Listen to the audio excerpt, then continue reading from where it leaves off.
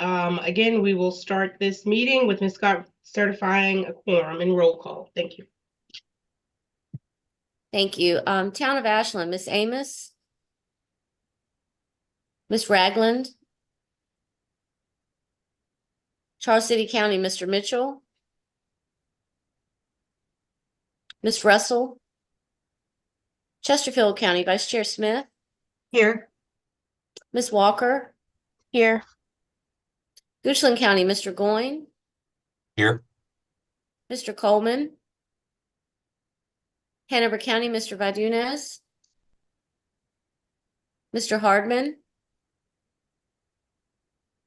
Henrico County, Mr. Yor. Here. Miss Smidler. Here. New Kent County, Miss Inman. Here. Miss LeDuc.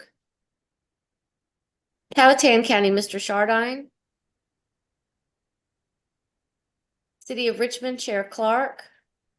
Here. GRTC, Miss Adarqua, Mr. Adarqua, I'm sorry. Miss Robinson. Here. Plan RVA, Mr. Bushing. RMTA, Miss, oh, thank you. RMTA, Miss Dean. DRPT, Miss Dubinsky. Here. Mr. Wagner. VDOT, Mr. Totten. Mr. Riblet. Here. Miss McAdory. And Virginia Port Authority, Miss Nelson. Here. Thank you. That concludes the roll call for attendance, and we do have a quorum. Thank I'd just you. like to note that Joe did join. Great. I'll add him as present. Thank you. Thank you. All right. Still haven't, Nora didn't join yet. Usually on here. All right, well, we'll move on to the next item. Are there any amendments or consideration for amendments to our today's meeting agenda? Hearing none. Moving on to our first action item. May I have a motion and second to approve the minutes of the February 5th CVTA Technical Advisory Committee meeting?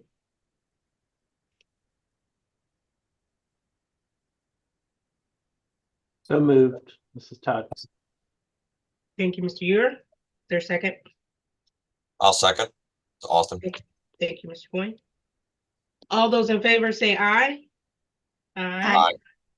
All those opposed, please say nay.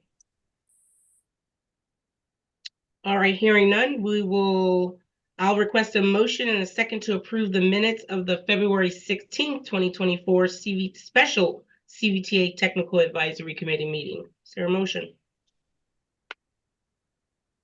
So moved. Thank you, Ms. Smith. Second. This is Amy. I'll second. Thank you, Ms. Inman. We have a motion and a second. All those in favor say aye. Aye. Aye. Any of those opposed? Awesome. Madam Chair, just quick discussion point. Yes, sir. For when we do have minutes, especially for a meeting that turned out like the 16th did, when it was a couple hours, I just wanted to remind everybody that the minutes that show up in the next packet are a summary of, usually that's just going to be a summary of the action or main discussion topics. And I'd encourage anyone who wants to learn more about the details, especially if you're a member of the public, to check out the YouTube recording. So every meeting is recorded in full, so you can hear exactly what was said, and how the discussion ranged and went from time to time. So that just a moment of clarification. Thank you. Awesome. Yeah, my staff and I were keeping track of how many people listened to this special meeting, and the last time I checked it was 41, but I haven't seen since then. So I do, and like you said, I would send you to the video if you need any more summarization. Then provided in our minutes here. Thank you for that, Chet. And I don't know why I'm echoing a little. Am I echoing to you all or just myself? Yes, you're echoing. Thank you. I don't know why. Let's see if I can figure it out.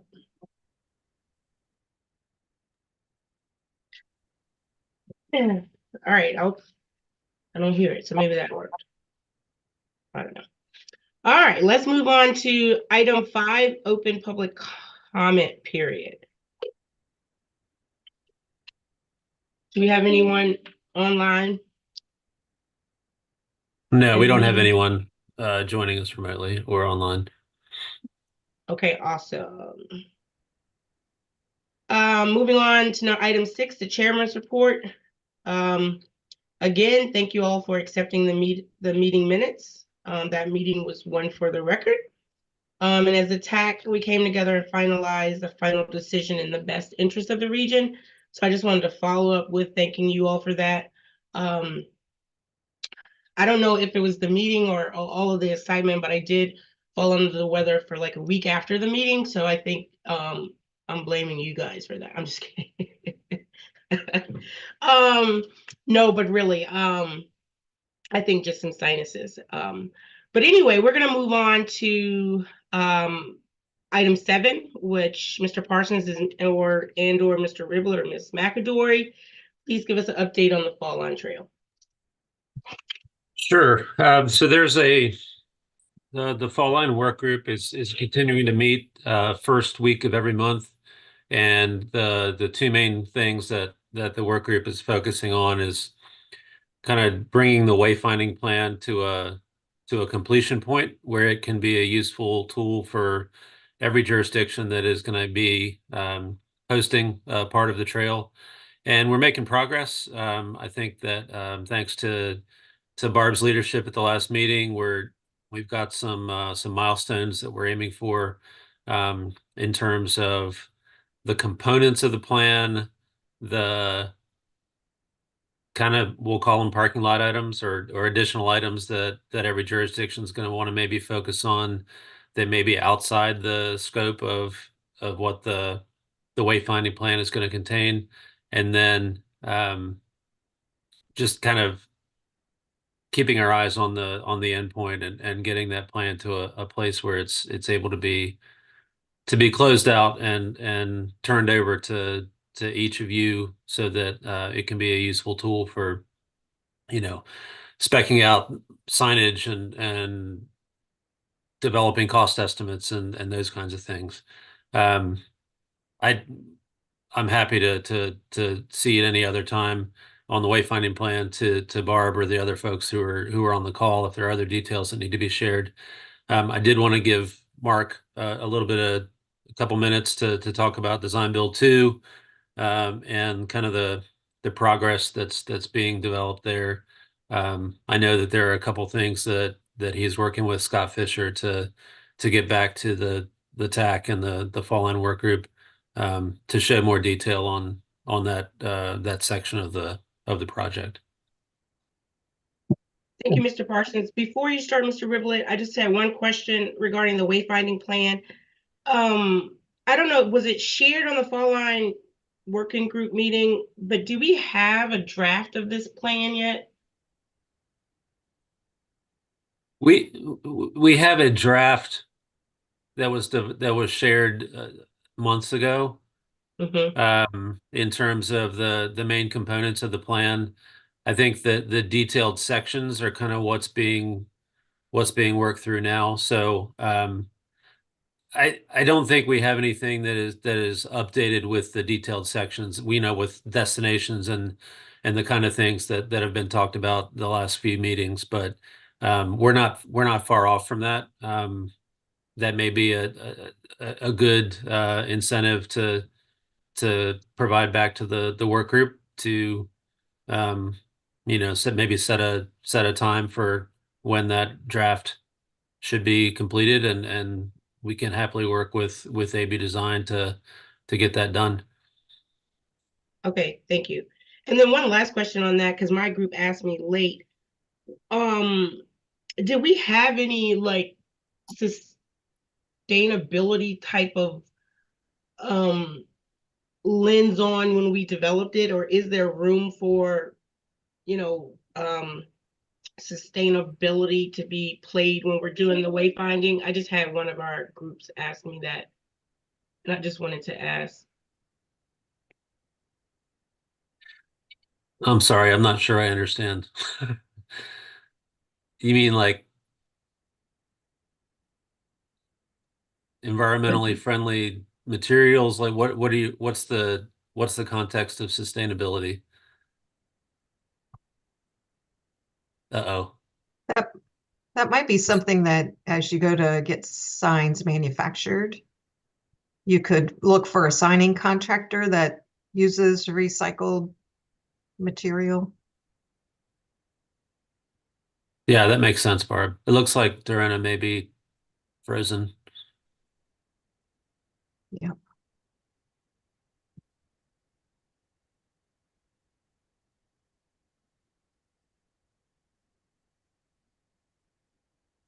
Mark, while she's reconnecting, do you want to go into updates on the design build two? Absolutely, that's fine.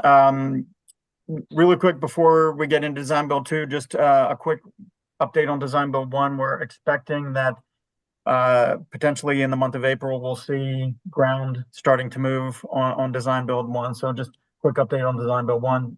For design build two, like we talked about at the Falling Trail Working Group meeting, good progress on getting hopefully a final alignment nailed down. KMZ files were provided, and Scott, I have talked to Scott since the working group meeting. He should be available for the next working group meeting to walk through and talk about any specific questions the working group might have on the alignment on the southern section coming up out of Petersburg across the Appomattox.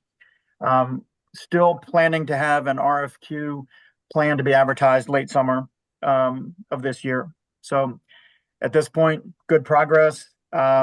At the next Falling Trail Working Group meeting, if there's any additional details on the progress towards the RFQ, Scott can share that with our working group at that point as well.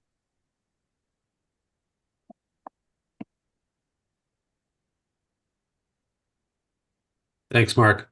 Okay.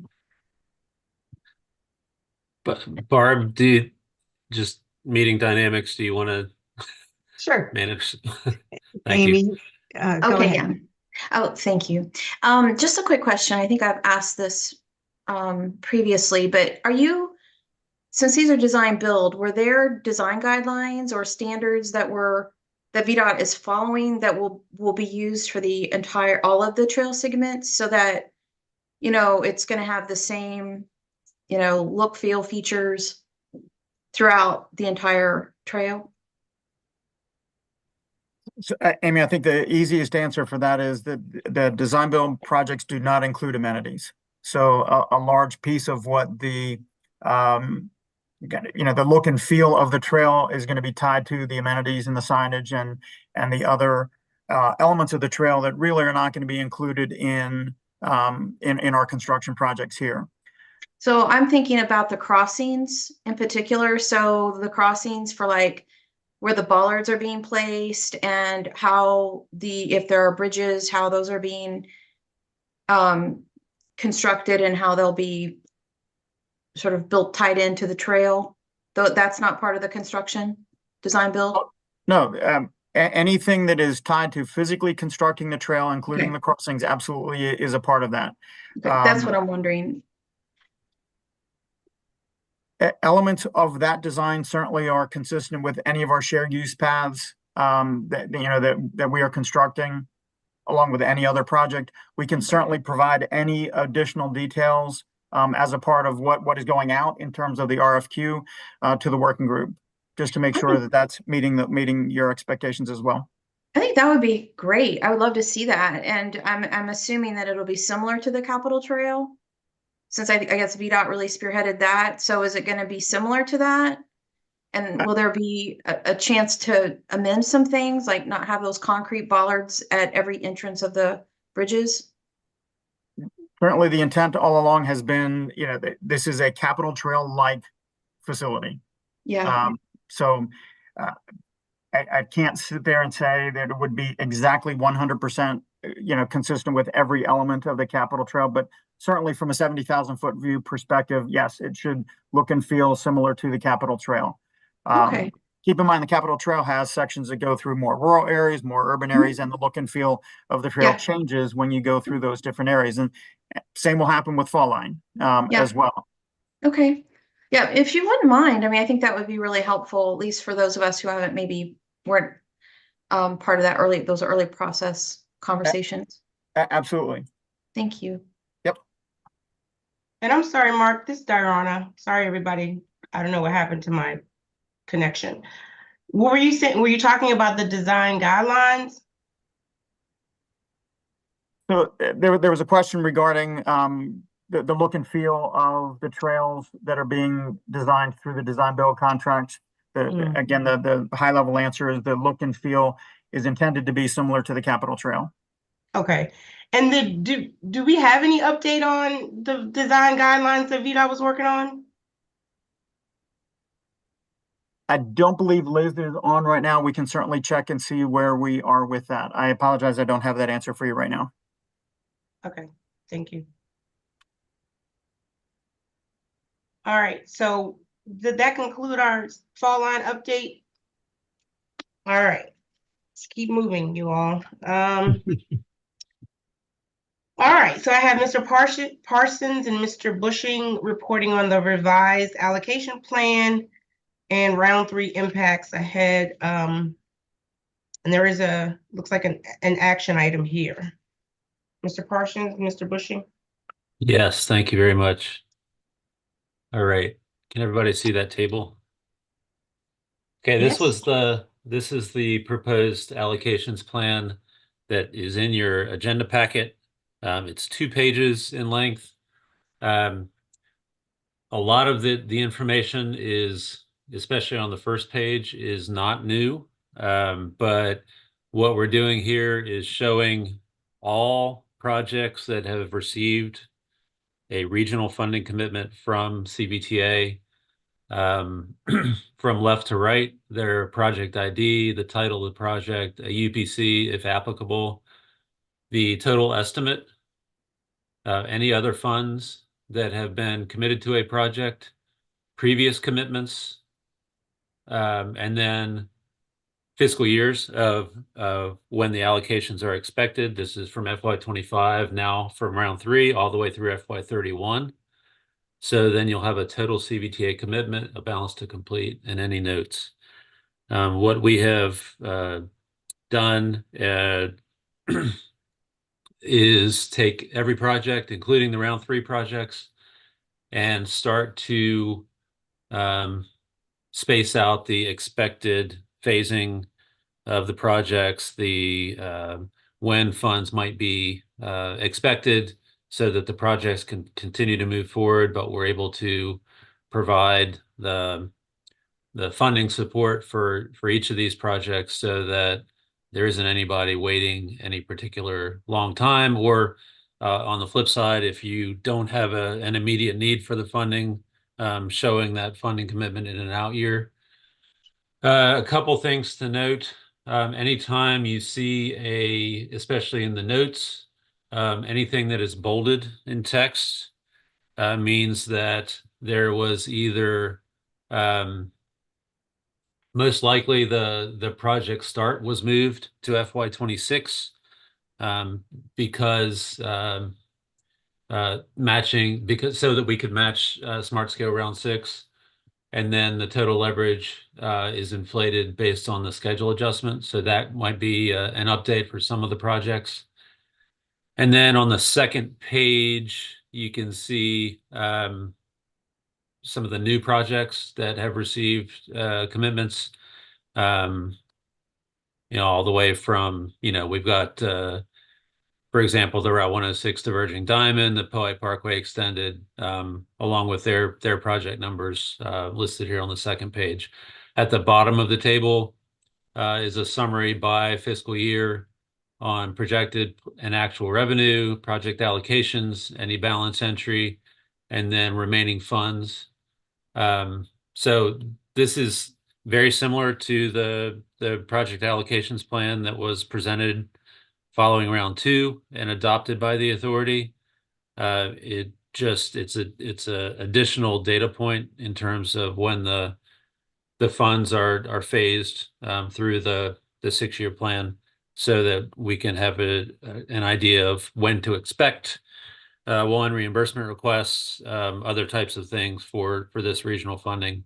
And it's a way to show kind of the priority process of projects that are moving quickly versus projects that are spaced a little bit more deliberately across the 6-year program, or projects that are maybe coming in at the end that may have just received funding commitments.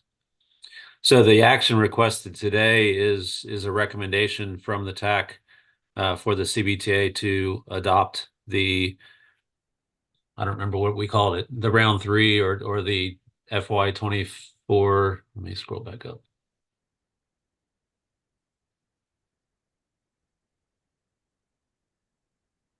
Most requested action is a motion to recommend CVT approval of the March 2024 Regional Projects Allocation Plan. All right, thanks, Chet. Amy? I'm sorry, you had your hand up first. Aaron. Yep, Do you want to? you go ahead, Amy. Okay. So I think this is great. I guess my question is, what will be the process if we, like, once we get all of our funding put together, if we need to move the money up or back, what will the process be for that? Will we have to come in and ask for an amendment, or is that something that will be an administrative function, or how will that happen? Would you like me to take that? Yes, sir. Okay, I think the answer is it depends. If you need to move wholesale, like the entire commitment to a different year or something major, that may require, depending on the impacts to other projects, it may require the TAC to come back and look at it. I think for the most part, adjustments like that can be administrative. This is a guide for the allocations. And yeah, I mean, I think that's the quick answer. Okay, thank you. Sure. Chet. All right. So can you give me a little bit on the previous column? I was assuming that it was like prior to FY24, but then when I go through and look at some of the newer projects, I still see stuff in the previous column. So could you explain that? Yeah, I think can Miles take can jump in. Yeah. Yeah, so when we move the projects from fiscal 24 to fiscal 26 for the adjustment for the next round of smart scale, we freed up some previous money, which would allow projects which are ready to start now to potentially get some of that previous money. So basically what it does is it takes the older money off of the projects that move to 26, because we're just adjusting to when they would be reasonably able to start with the smart scale funding that's still needed. And then that earlier money is freed up to then put on projects that could potentially start in 25. So that was the intent on how we approached those, was trying to balance out money that would otherwise just be sitting for another couple years, to try and put on projects that might have a chance to use it sooner. Yeah, because that kind of couples in with what Amy was asking. So for an example, with the downtown transit hub, I mean, literally we are hoping that it's built before FY31, or we'll need that money before 31. And so I just didn't know what kind of consulting had, or what you use to put out the out years, especially with these new projects. Sure. So for the out years, we looked at the application and what years had been provided in the schedule for the project. So for those, that's what we were trying to match up to. And I believe, and Dorota, please correct me, but I believe for that one in the north-south, the requests were just for construction money, not for the earlier phases of the project. So we tried to put it as far out as possible to match up when potential construction schedule could be. So that was the intent on those two and why they got moved out. But that's what we were looking at for everyone, was looking at your CVTA request and what the schedule of the project was and trying to match as closely as possible. Okay, yeah, I just say that because I just, with the 6.5 million and we're putting in a grant, this year, I just don't know if that construction is literally 31. And then I don't want to okay something that we don't know how we can amend it or if we'll, or what triggers that amendment. So I would ask that a portion, if not all of that money, be moved sooner up. And then I don't know how many other folks need to look over theirs to, because I was just looking at like the route Osborne Turnpike. Todd, do we need the whole? I know you may need a purchase order for 4 million now to start the study. I don't know, but I just didn't know how much conversation had been with the actual, locality outside of the, outside of looking at what was in the application, because clearly the application could say something, and then so I'm trying to figure out what the application did to say, hey, these new projects can get previous years.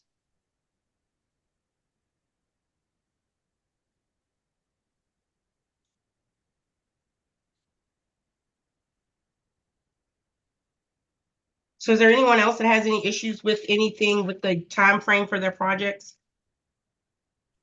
Madam Chair, Oh, I I'm don't- sorry, Ms. Inman? that's okay. I don't have any issues per se, but I do have a question. So this list has looks like all of the projects that have been awarded. Are any of these projects on this list projects that were from previous years that were supposed to be leveraged and are now going towards, or trying to be leveraged again, or are kind of just placeholders for the second round? So in other words, is there funding on these projects that are programmed in these years that are question marks? I think the short answer is yes, there are leveraging and there are second attempts at leveraging. But our guidance document is basically to program that essentially with the assumption that they get smart scale funding. So to try and allow it to start as soon as possible with the smart scale decision. So Right. that's how we operated. So basically they're slightly front loaded, but they're not, they're realistic based on a presumption of smart scale success. And have we verified if all of those projects have indeed been or will be resubmitted? We haven't, but this is the second shot. So if they're not submitted, then the money comes back to the general pot. Is my understanding of the guidance. Mm-hmm. So when would CVTA need to be notified? I mean, right now we're getting ready for the pre-screening. So would that be a question that would be asked after pre-screening, like what projects were eligible for second year, try, but the locality decided not to go ahead with that. And so we would know that like sooner rather than later. Just in terms of scheduling the funding and,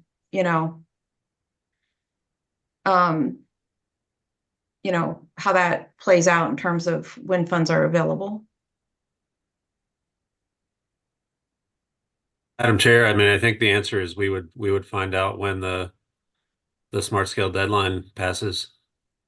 There is no, as far as I know, there's no requirement for notification to CVTA of application status. If I can jump into the other thing I would add though is from the TPO side, we are required to endorse all the applications or at least screen them all for consistency with regional planning. So we would know at Plan RVA sometime this summer the full set of projects. So we will have an idea of that before the deadline. Because they're going to have to go into pre-screening, right? So we should know by pretty early on if they've been submitted. Okay, thank you. And let us not forget, smart scale is not our only portal of entry. Mr. You have been patient. Right. Yeah, got that.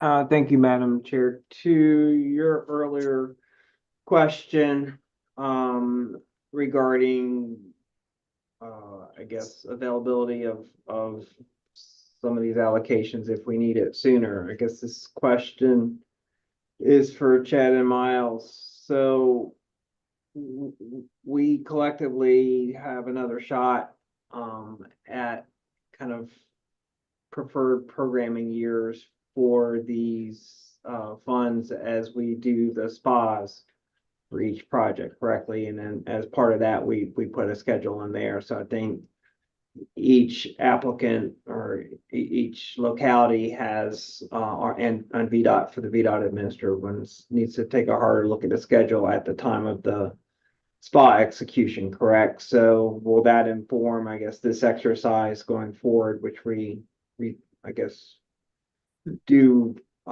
periodically, so that if as we build the schedules, we need the funding sooner, that can be reflected in the spa, correct? That's correct. We are tracking the spas, so we know when the spas were executed and the process that everybody is in. So yes, we can do that. And I think just clarifying my earlier comment about changing the allocations plan, that can be done whenever the CVTA decides it's necessary. The round 2 allocations plan has not been adjusted by the CVTA since December of 22, but that doesn't mean it can't be.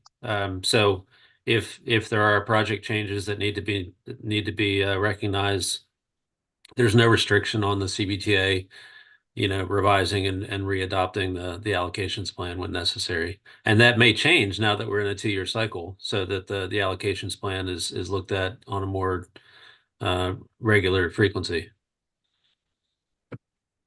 Barb, Doesn't this allocation plan that we're looking at include previous rounds? It So does. it's a- It shows everything.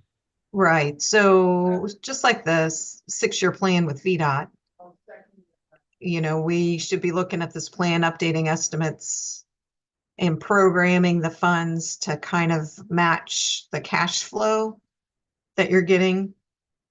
Don't we submit cash flow twice a year? Don't we do that exercise twice a year?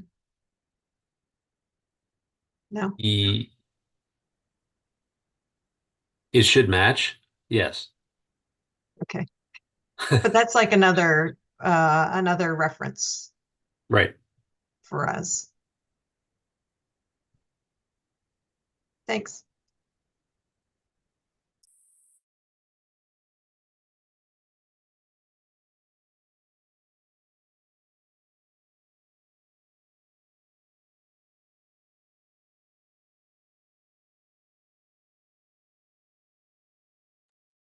Madam Chair, you're muted. sorry. I said that Richmond, I think for the downtown transit hub, we need the 6.5 before FY31. And so that is what I'm asking. And if it only has to be shook up among Richmond, then that's fine. But I just know that Adrian is putting in an application, and again, if we have to show them proof of if any of like proposed matching and it says like 31, I just don't know if that's going to be good for me.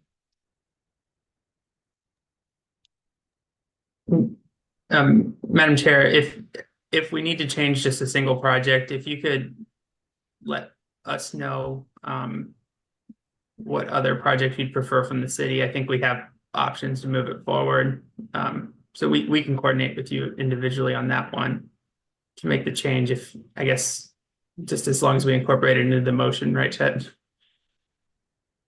That's right. I think we can, if everybody's comfortable, we can move forward with a recommendation noting that Richmond funds will be adjusted so that the downtown transfer hub can move up.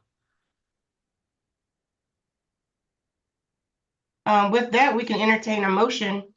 The motion is that we are motion to recommend the CVTA approval of March 2024 regional project allocations plan with the okay that Richmond will look at its projects to see how the downtown transit hub can be moved up in fiscal years. Do we have a motion?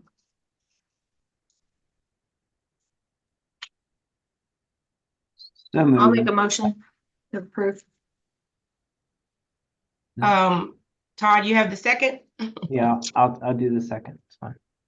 All right, dealing with money, may I get a roll call vote, please, Ms. Scott? Yes, ma'am. Second. Vice Chair Smith, Aye. Mr. Goin, Aye. Mr. Vadunez, Aye. Mr. Yor, Aye. Miss Inman, Aye. and Chair Clark. Aye, Thank you. That motion carries. thank you. All right, we're moving on to item number 9, the regional framework parking lot list.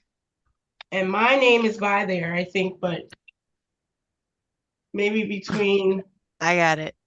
Chessa and Chessa, Ms. Walker, thank you for saving me. Yeah, no worries. I see on the agenda that we have 20 minutes, which let's work off of that. And I think the goal today, while it's fresh in everyone's mind, is let's revisit the framework document and the process and get all the items out that we need to flesh out over the next few months. Let me share my screen. I captured a few things sitting in on some of the meetings. I probably didn't capture them all, but I can get the conversation going. Share screen. Screen 1. There we go. Share. So, framework document revisions after round 3 here. So I've got a few items listed in PowerPoint here, but I was just gonna say that we have our process. Wait, you guys are all in a funny looking. Let me make I can't see your pretty faces. There we go. So we have our process in 4 steps. Step 1, project submission. 2 is screening the projects. 3 is scoring and ranking them. And then 4 is how we actually select the project. So the few items that I have kind of start with step 3 and step 4. So what I was thinking is let me just kind of go through what I was able to capture as some notes for items to flesh out. And then you guys can chime in and we can get a list kind of documented and kind of go from there at our subsequent meetings. So just to kick off the discussion. So let's see, step 3. So scoring and ranking, there was some discussion, you know, how per the code, we do benefit cost, scores came out, TAC reviewed them. Then we started having discussion and I'm looking at this first bullet here. We started to say, well, can we compare across project types and have one big list? And we kind of said no, because again, the reason we broke them out in a category is because it's hard to compare a transit project with a bike project with a highway capacity project. So that kind of came up in some of our meetings in working through the process. I struck it out as a no, but it's on the list if y'all think it should remain on here to be discussed later. There were some discussions about how the transfer station scored. I don't know, Dirona, if you guys had subsequent conversations with Miles and you feel like you understand that, or we want to spend some time on it. Was it really normalization that zeroed out the hub, or was it the fact that you already have a temporary run, you're just replacing that, so there's no change in benefits, so it scored 0. So I didn't know if this was something specific to transit and a transfer station that we needed to keep on the list, or we moved past it and you understood how. Yeah, I definitely understand. I think the note I have here is definitely, which is I think another section, but is Okay. with the cube, the CEWB. So there was kind of 2 folds to the scoring. One was understanding the normalization of the zero and the non-benefit, which I Mhm. think I understand, because as long as the authority can still pick from the list, I'm good with that. But we did have trouble, I think both Todd and I, in understanding we need a better, we added the cube last year but it really works for highway projects and not transit. Yeah. Oh, Yeah. cube, sorry, CEWB. Yeah, the travel demand model. Um, No, not the Oh, travel, the something Yeah. else? VDOT estimate. The cost estimating. Oh, work. the cube. Gotcha. Got it. But yeah, now that you say like the TDM, I don't No, know if we no, incorporate. no. I was like, wait a minute, No. that may be a good way. You were talking Um, cost. You were talking cost. Okay. So, Todd, did you have any good idea? I know we just know that it was like, it was not apples to apples when trying to do the transit. And I think that, I don't know. So maybe we can just look up something, keeping it a parking lot item, to look up maybe what would be a comparable, maybe somewhere like we did with the bridge. But I don't know. So maybe So maybe we talk offline and I can better understand the issue and then we can leave it on here for now Madam and Chair, see. Sure, Yes, Todd. Todd. Oh, I'm not chair. since you called on me, so I think our conversations regarding the downtown transfer station was as much about capturing the benefit than it was the cost, correct? Yeah. So really the cube wasn't the issue. And I'll defer to maybe Chessa. I don't understand how the normalization zeroed that out, other than what she mentioned, that possibly it's because there was already a temporary one. But I think my concern on the keeping the different categories ranking separate, which I understand why we did that, and I'm not saying we undo that. I think my issue was the sort of arbitrary way that we said we'll recommend funding based on the percent of applications submitted in each category. So Right. between bike ped, multimodal, by virtue of the category multimodal is going to get less applications, just because there's not as many really big regional projects. So I think maybe that's something that we should look at going forward, and still certainly keep them ranked separately, but not kind of arbitrary as saying we're going to fund one project out of this core category because there were only 3 submitted, for example. Mm-hmm. Right. So we're talking about this one. Correct. Okay. All right. I mean, I realize we need some guidance on, well, what do we, we're always going to have more out of highway and out of bike ped than the other categories, but I think maybe we can come up with a better way of separating. Mm-hmm. Okay. Yeah, because I guess when we start, so because technically, like when we started to go through with the money, do we start at highway first, Miles, and then go to the others? Or do we start with like bike? No, we started with the bike ped, got all of those, right? And then went Yeah. into the highway section and couldn't get all of those. So we're kind of arbitrarily saying that bike ped is getting picked first. So I think we need some clarification on where we start the spin down potentially. Sure. If Yeah, I we didn't can, really document that in the framework.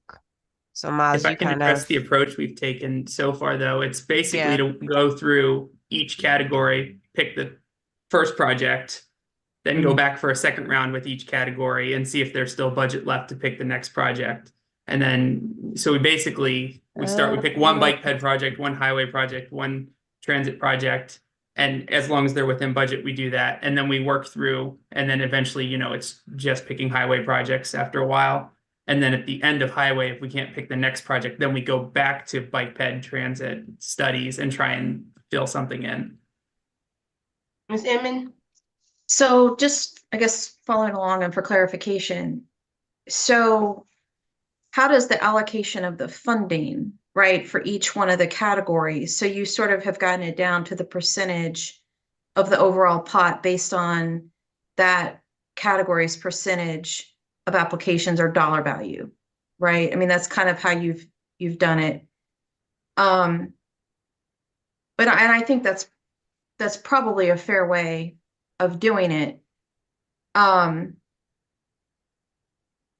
I guess my question, and this is what we ran into, and I think there does, we do need to have something where if you get down to a project and you're a couple $1 million short of funding that project, then you, I think, owe it to the applicant to at least call and notify them before that money is swept and put off onto other projects and overfunding those other categories, right? I mean, if we're all going to work within a framework of the percentage of funding for each category is based on the applications, then I think that needs to be adhered to, right? And if that means one project gets fully funded, then one project gets fully funded, right, in those other categories. Or you fund all of them at the amount that they asked for. I think it was very arbitrary for, just to say, oh, we can't fund this one, so we're going to take the money and go over here and see if we can overmatch or overfund other projects, without that applicant even knowing. So I do think that there needs to be something in there that says, this is the amount of money that's going into these categories. And if they get overfunded, then maybe that's at the end, there's some process that goes into that to take money from highway and put it in to bike ped and transit or other studies.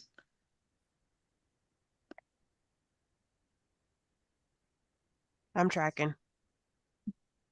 Barb? Muted. You're muted.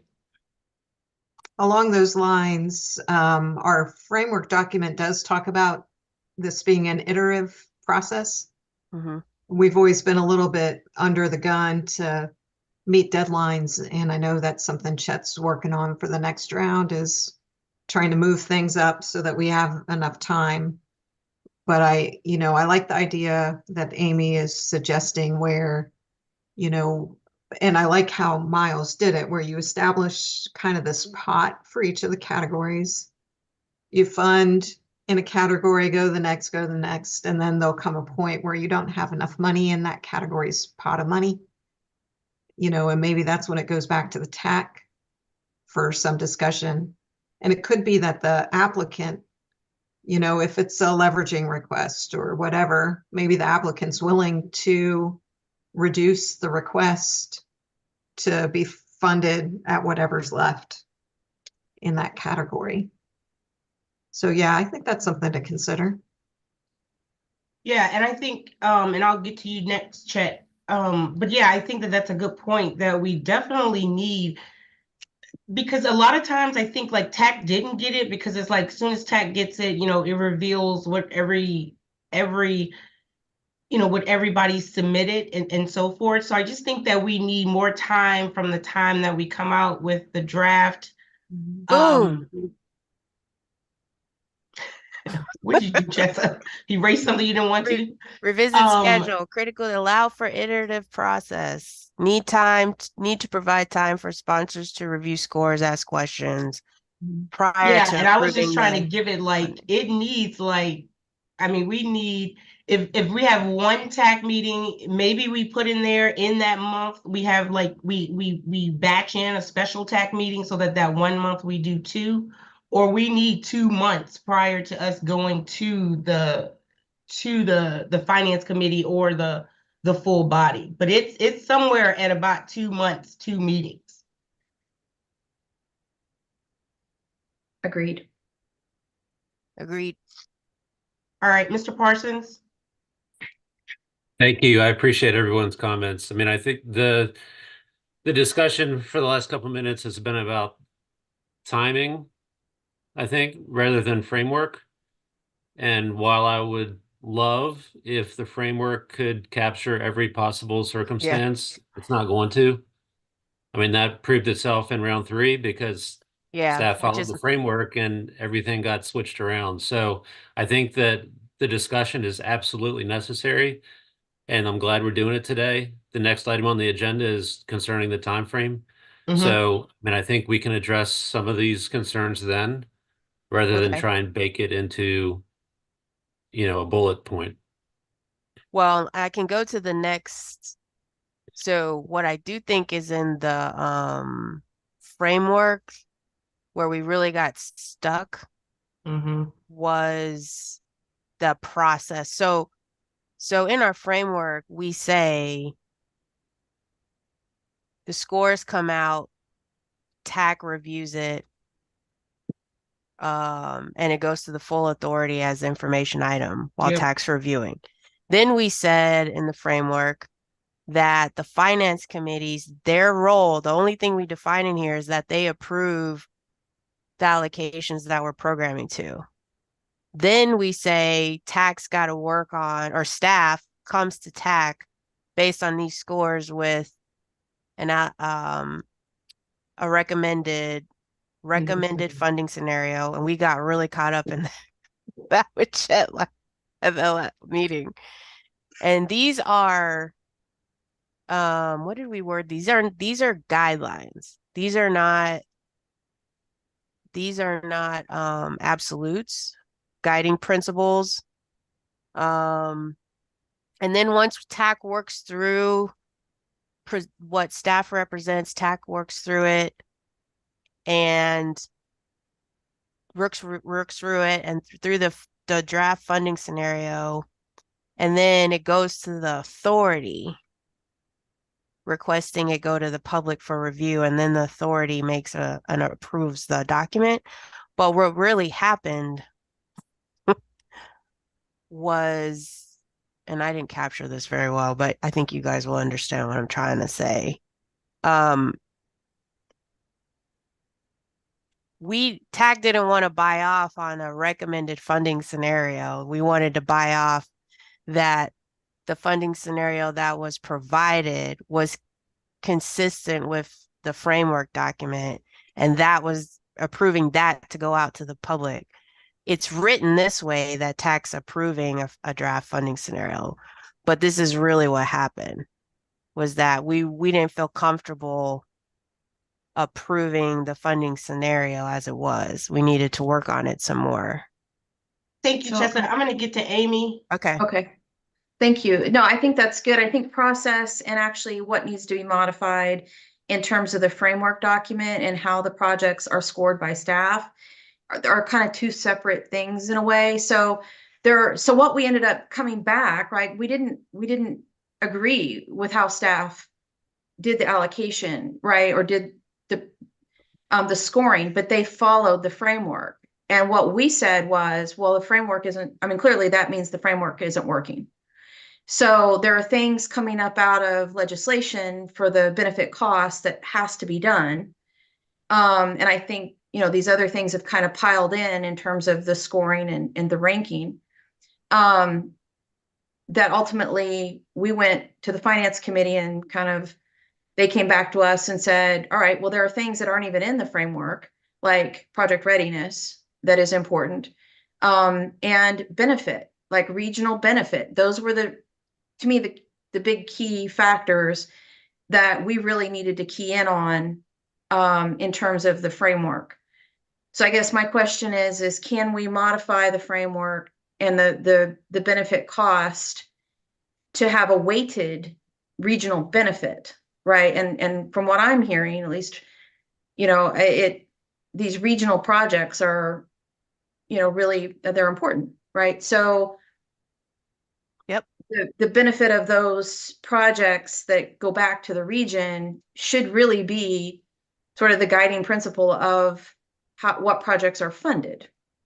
And- Mhm. So I mean, can we put that in, the thing that we look at, in our next follow-up meetings, to really determine how can we get to that? Yep. Definitely project readiness is something I think that needs to be part of the scoring, which didn't even get looked at. And let's see, there was a third thing. And then really making sure that we're solid on how the pot of money is allocated out, like we were just talking. So And that I've got everybody's that one. comfortable. Yeah, that one's already on there. So I think those were the three kind of fundamental things from the framework that's going to take some time to sort through, right? But I think those are key. I also agree that the process and the schedule, understanding that, Chet and Miles are juggling a lot of things at those times, but somehow we need to be ahead of that curve and have consultants on board to be able to walk through that process. There was a whole long time that was spent doing the cost validation that the consultants really got caught up in. And then it seemed like there wasn't much time either for us or the consultants to do the work on the scoring and the ranking, and then follow up with the applicants to make sure we understood how those projects were scored. So, and ranked, and that we agreed with the assumptions. So, those are two fundamental framework and then process things that I'd like for us to look at. Absolutely. Thank Yep. And that was the intent of this bullet, which I think kind of captures the same thing about how framework is consistent with the code, which says we have to consider benefit and cost, but actually we were holding benefit as more of assessing regional benefit as best we could as more of a priority than just BC. So how do we formalize that in our framework? So we'll talk And if about I could say this, Chessa and Amy, I know that, so one of the key things that we want the framework to be is flexible. Yeah. And when we don't know if the next group of members are going to stick to cost benefit and cost only, we don't know if the next set will, look at benefit only more or less, and project readiness more or less how the finance committee directed us to do. So I think that that's where, again, those things that Amy listed can turn very political. And I think that those are the things that we left out. And Yes. maybe we consider in the process or the timeline, where we can take the regional priorities that have been submitted by the localities to the finance committee. And then one of the finance committee's jobs to do is to name those critical areas of importance. And that being coming from the authority. Like it could be directed from the authority, and the finance committee already has that. Can it be the same 4 or 5 that we came up with? Potentially. This group of people. So we don't know when the next chair comes what theirs is going to be. So I think that the guidance was to stay flexible and not be too directive and telling our elected officials what, but I do still feel the anguish of going through a complete process and then doing it over. So I completely understand, and we didn't really do it over. We allowed the members to direct us to do something different. Correct. And I don't know that we necessarily I don't think that they want that power removed from them. And that's what we can define further to Amy's point and yours is, we kind of saw it as TAC is negotiating that first cut. Chet's team gives us a draft scenario, and TAC should be negotiating within the framework guidance. But then outside of that, like you said, political or, how do we, so it's basically, us revisiting and kind of rewriting this selection process and calling out specific what's TAC's responsibility, role in what part of the process, finance, authority, kind of revisiting that. And we can add those categories. I would add some additional ones that Amy to the ones that Amy mentioned, and maybe see if the authority has the stomach to say, hey, not only we're going to give you, not only have we done the cost benefit, but We've I done think that benefit. if we put those in, we are going to have to think of measures in order to align with them. Measures to align with them. Well, To align with the new additional parameters of what we would then be considering. So if we add project readiness in there, to Amy's Oh. point, like we would need variables in order to, or metrics to measure that project readiness. Like we would have to have some consistency, and they were a lot more like flexible than that, like other localities support. So that one, of course, is as easy as, I don't know, like we did earlier before with everybody in support of that list that's coming out of there. So there's some of them that looks like they have where they would need variables or metrics aligned to them, and some of them are just kind of check the box. So again, how do we do that? I'll go to Barb. She's been patiently waiting. Some, just a suggestion, maybe readiness is more of an eligibility item than something that would be measured. right. Yeah, exactly. For some reason, my hand keeps going down. I'm not. And then when we're talking about benefit cost and benefit only, just a comment that when we were developing the framework, we did toss around the idea of We did. sorting the project rankings by both and giving both of those to the full authority for consideration. Yep. And that's in a way kind of what we did. We were looking at both this round and trying to get a happy medium. Yeah, maybe sorry, Barb. That's right. But we do need to remember the code and, what we're directed to do. We definitely need to have benefit cost as a consideration. Yeah. Okay, so I guess Amy? Oh, sorry. Thank you. So back to your point, Darwina, I mean, we have the political science factors, right? We have the political factors that were then sort of punted back over to TAC to now take into consideration and shuffle the deck, which again, pretty much by and large throughout the framework. I think that's wasted time, for staff to go through that whole process for us to then be redirected to do a quick turnaround on what we're interpreting the finance committee or the policy committee to want to do. So maybe, and this might be a process piece, have that discussion earlier, so that there's a little more time instead of having like a week to turn around, all of that, so that we can have that discussion with the policy, the board, and the finance committee. What discussion, Amy, with the board? So like the prioritization, yeah, for like they by threw cost in, benefit and potentially they threw in, excuse me, they threw in your project readiness and having more emphasis on the regional benefit, right? Which I still don't know that we really sorted through all that in our final work that we did. But having that up front and having that, so that staff can sort of factor that in. And if it's not something that the board would want to do, then that's fine, but those parameters would be known a little bit sooner in the process than waiting for the entire framework to be presented and TAC go through it and not agree with it and then have to come back and reconcile with what I'm with you. board went. So you're saying here, when staff comes out with the scored projects, we have BC and benefit only both ranked by category. And you're saying have a more detailed discussion with the authority when the scores come out? Or in advance of what they think they're going to want. So if I'm hearing Darwina right, she wants flexibility, right? So we don't want to predetermine now in the framework that project readiness is something that is going to be important to the next board or the next chair.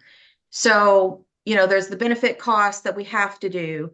And then there's these other things that sort of were brought in at the end, right? And as you know, we're pointing out, those were directives from, you know, our chair and the board. So if that conversation could happen a little bit sooner, is what I'm saying, then that would help to sort through this process, I think, a little easier to know what the board's expectations are for scoring the projects ultimately. Because again, you're right, it could change, and from board to board, maybe next one isn't project readiness, or, you know, focusing on regional benefit. Maybe it's something else.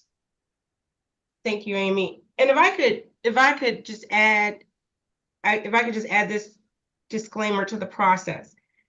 Everything, the reason why we went through criteria for the projects is because all of that was what meant regional priorities. So to say that we can further define what a regional priority is, I'm not sure how we do that when the entire process was for regional projects. And if they get screened out, they are not a regional project. And so are we, or, you know, so And maybe- again, regional priorities may be a different word than regional project. I think And benefit, the I'm sorry? benefit, the benefit score. So you have the benefit score, then you have the cost benefit score, right? So there was more emphasis to be placed on the regional benefit score than the benefit cost score, because those are much different, right? Oh, What no, ranked yeah. high, yeah. So what ranked high in terms Yeah. of So overall ranking didn't have as good of a regional benefit. Now that doesn't, you know, maybe that's okay. so maybe we aren't that far off. Just circling back. Mhm. Oh, Scores wait, come. one more second though. Sorry, ahead. Chessa. On the project readiness, Mhm. again, those were in places for projects that could be a game changer for a locality. I mean, I just come to think to mind, like, you know, Green City when we were doing round 2, or other projects in which, if you're planning, and this is part of your planning process, is to get, you know, utilize some regional dollars, then, you know, who's determining? Because again, project readiness, it can't only be the benefit of, is it ready for smart scale? Yeah, and maybe there's other benefit or other measures for different programs. No, I mean, I completely, I just wanted to make sure Mhm. I put out those, like, those Yeah. things as we try to clarify. And then Right. Chessa seems like she may have figured out where in the process, because I had on my thing too, like, after the funding scenario goes to the finance committee, which I think I said, but it may be the full body. And maybe there's a process in here, Chet, that at like the beginning of the 2-year cycle, that authority determines what its priorities are. And then from those priorities, but again, what changes in 2 years, depending on like the rotating in people's, you know, political, terms. Again, I don't know how realistic that would be, but go ahead, Chessa, on where you're thinking we could. Well, now I'm mix it talking in. myself out of it. No, what were you saying? No, I'm just trying to, we can flesh this out in more. I think we know this is where we need to spend the bulk of our time. Yeah, let's keep conscious of our time. We're already at 2:11. So I think we understand project selection and how the roles and where in the process, and how we're going to flesh that out in great detail. And Go ahead. if I could, I don't know if you're going to be available next month, but I would like to move to continue this conversation. I don't think we're going to get through it Yeah, in that's fine. good timing. Mhm. And I think just, you know, Mr. Parsons, for the remainder, I guess for like the next 4 months, just keep putting it on the agenda, please. That sounds And good. we'll touch it and pick up like we did before. Okay. Before we transition out of that, Mr. Ure? Thank you, Madam Chair. Chessa, would you be kind enough to send this out to the group so we can maybe put some thought into it? Yeah, for the please. next meeting? Yeah. And y'all understand, it's just, I was just dumping notes in there, so feel free to add No- to it. I'll no send it out. judgment. Okay. Thank you. Yeah. All right, Thanks, we're good. everybody. So let's move on to items 10 and 11. Mr. Parsons. Okay, thank you. Um, see if I can find that. So 10 is, okay, kind of piggybacking off the conversation we just left. So we are now in our full 2-year cycle based on the revisions to the last framework document. And what I wanted to do today was just take a few minutes to start talking about a tentative schedule for this next 2-year cycle leading up to Smart Scale Round 7. So let me share my screen.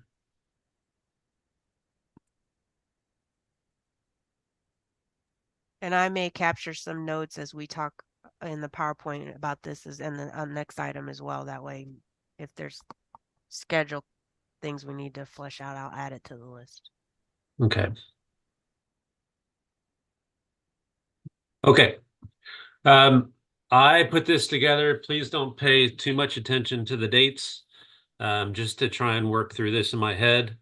So the next focus area for TAC is going to be existing project revisions. So that's our next year. And we have not really talked about how we wanted to structure this. So again, this is just kind of putting a framework out there. I'm happy to send this out and invite recommendations, but essentially for existing project revisions, we'll want to set an opening date for when requests can be submitted based on new information on your existing project awards. So we want to start and an end date for that request window. I'm assuming staff is going to need to process the combination of all those requests and how they're going to impact each other and the current allocations plan. So there'll need to be a time frame for that kind of process by the staff. We want to bring that back to TAC for just initial presentation and to have that discussion of here's the culmination of everybody's request for the existing projects. Here's what it would do if you look at it this way. So that's one meeting for TAC, at least to look at this is the first take. And then probably a second meeting for further discussion by TAC after you've had a month to absorb it. And at that point, I would think that TAC could make a recommendation on any changes to the allocations plan for existing projects. And then we would have a recommendation and then CVTA action to readopt the allocations plan with changes. That's one thing. So then we would next move into the next regional project cycle. So that's the new projects considerations.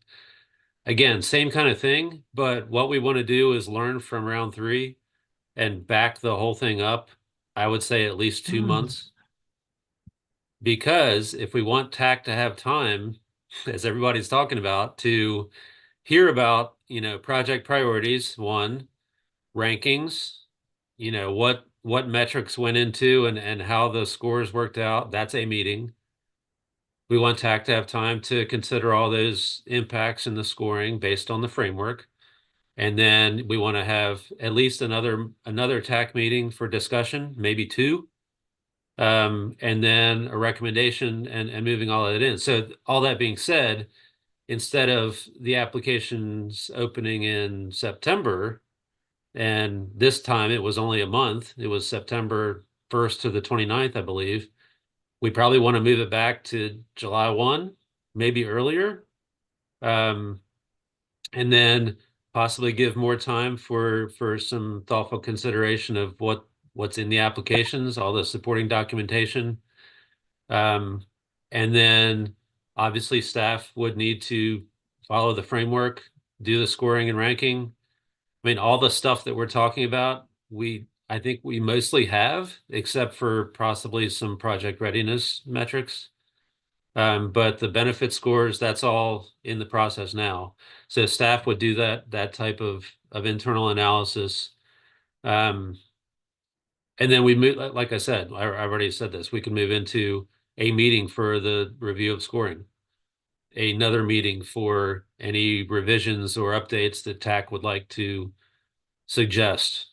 So if we wanted to work in part of this process to possibly change funding request amounts.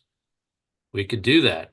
But that's something that if it's going to impact the decision process, it's going to also impact when this whole thing starts.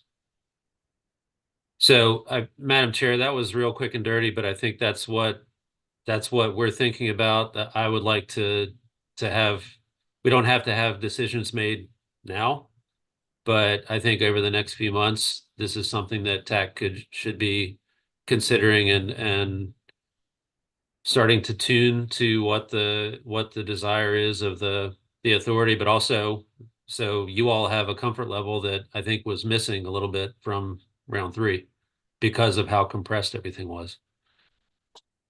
Okay, thank you. I have a couple questions, but I will entertain Barb first. Thank you. I liked Darona's suggestion that, maybe it would require 2 meetings in 1 month when we're in this process, that might help us get the time we need also. Okay.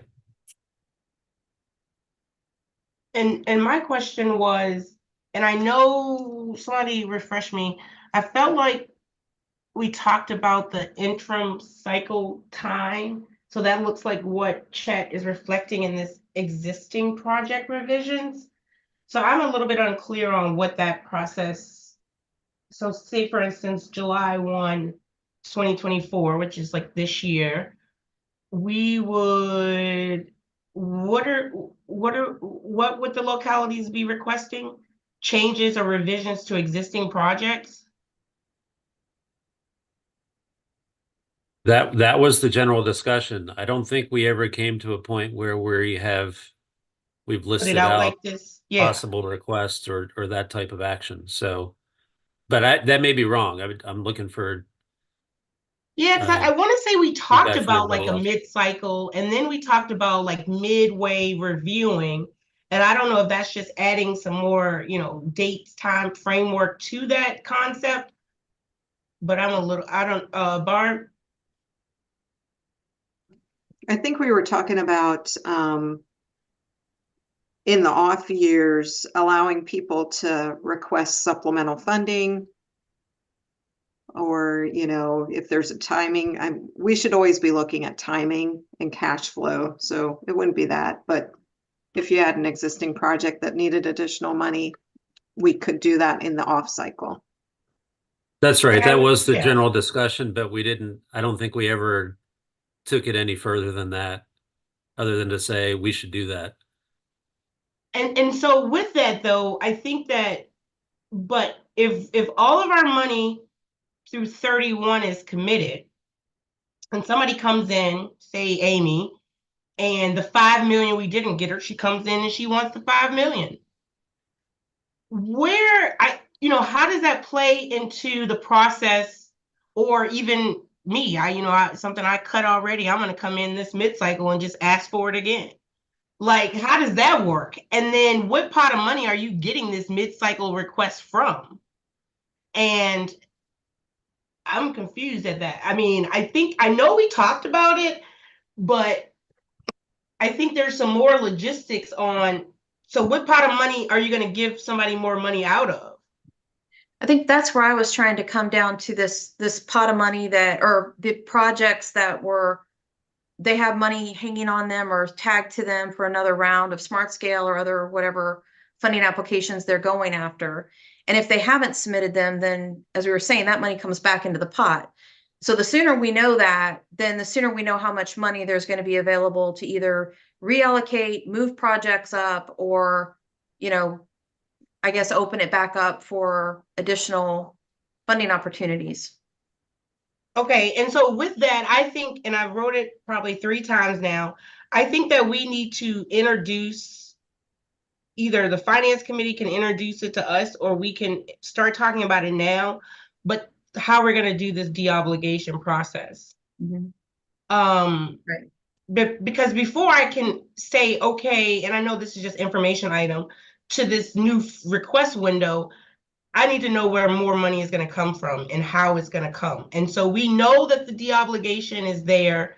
And I think that Chet, we need to start thinking about how we're going to do that, and really putting those projects that are in the second cycle, putting those numbers on a piece of paper so that we can see them, and then making, because I mean, you're going to probably literally have to send like a de-obligation notice to somebody in order to, and I just think that it's big. And at the same time, you go to take somebody's money, and the policy committee, somebody gets their person all riled up, and they update the framework to add, you could do 4 years. I don't know. I'm just saying, and then we still don't have any money for it. I don't think they would do that, because I know Chesterfield has been always, Mr. Carroll, very adept on this cancellation, de-obligation of funds being available. So I do think we need something to begin that conversation with them, to show that we're doing our due diligence in how we would capture those dollars back. Yeah. Amy? I'm in agreement. I think you said a lot of what I was thinking, so that's good. On the same wavelength there. But I do think we've got to be careful and not just hang on to these legacy projects. I think, just because a project's been around for a long time, if it hasn't been funded, it doesn't necessarily mean it jumps to the head of the line for money, right? Because I mean, that's what's happened in these other old projects that have been hanging around forever. The costs have gone way up for whatever reason. And then now those projects are taking money that, could have been funding new projects, but because they're these legacy projects that everybody's somehow, tied to for whatever reason, are continuing to take the money, right? And so new projects don't really have a chance, just like the TPO. Yeah, and money. yeah, and so CVTA is totally separate from those other two funding, and Agreed. they were established so many years ago. And it's just, again, the mechanism to funding those projects was come in year after year, year after year, year after year to collect the money. No, I totally understand all that. I'm just saying, let's not let that be the practice for this money. Yes, I agree. Mr. Parsons.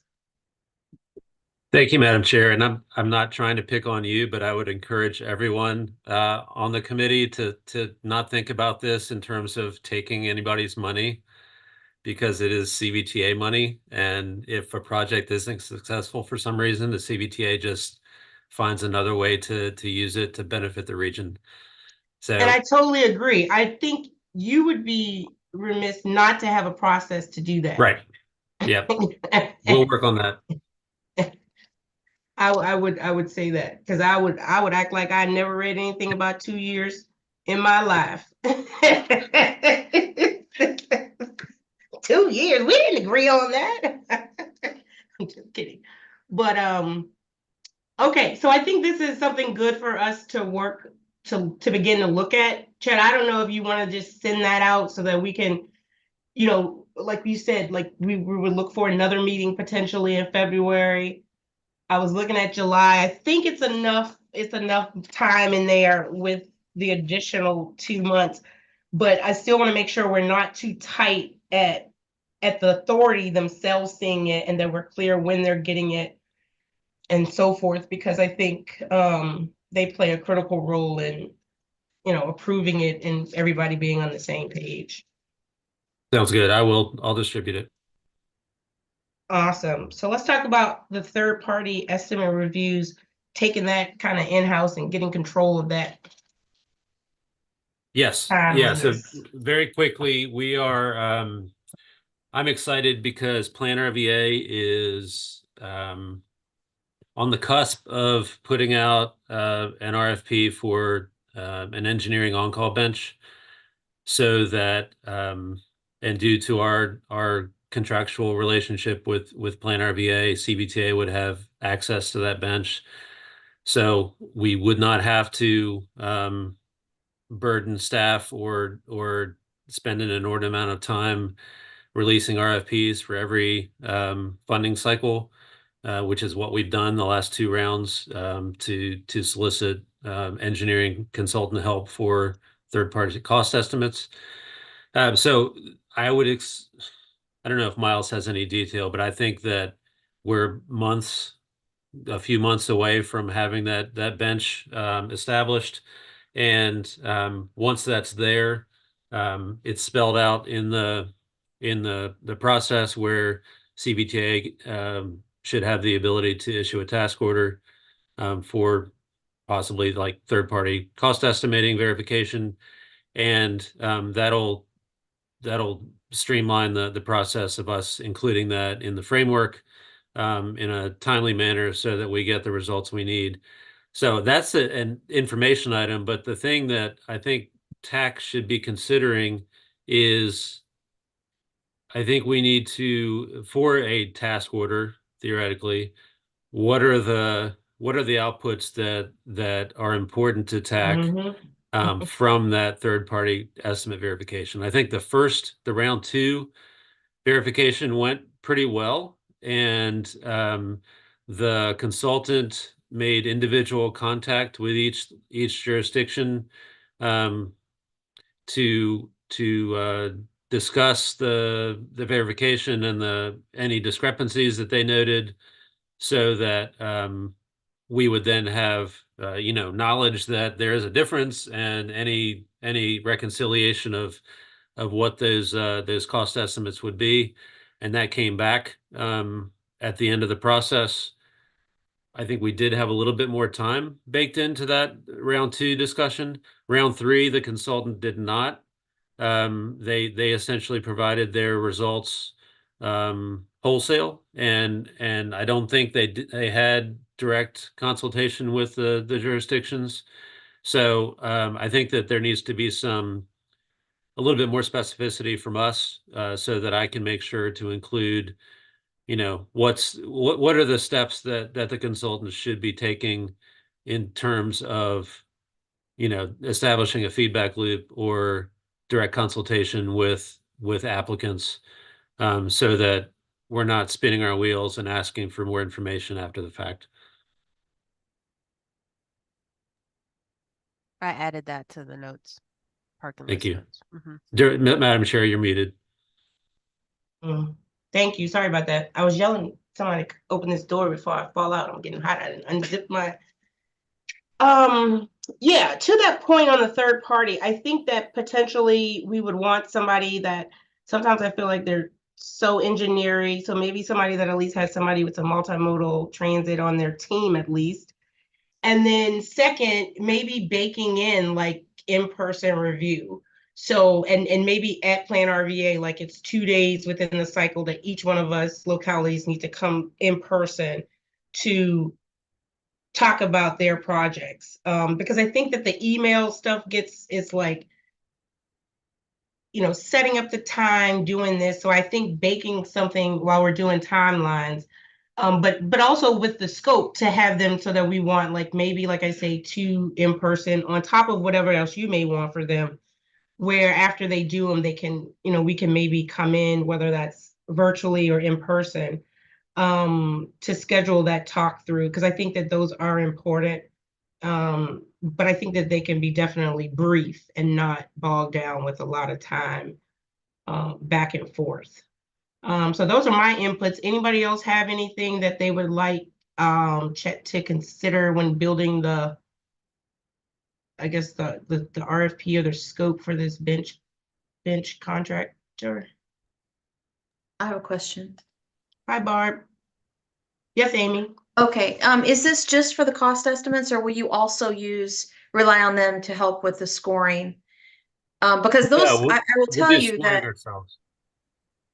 but that's what we didn't get okay. And so then staff needs to, I think, build in time, the same kind of due diligence in terms of, meeting with each jurisdiction, understanding the project, and then explaining how you've scored and ranked it.